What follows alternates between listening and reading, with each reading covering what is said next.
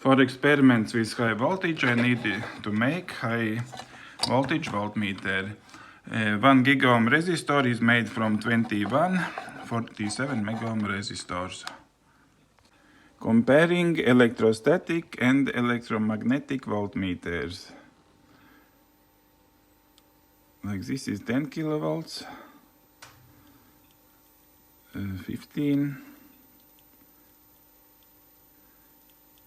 20, this is 5, and 0 is not 0 anymore. 0 is not 0 anymore because we spray charge onto the glass surface.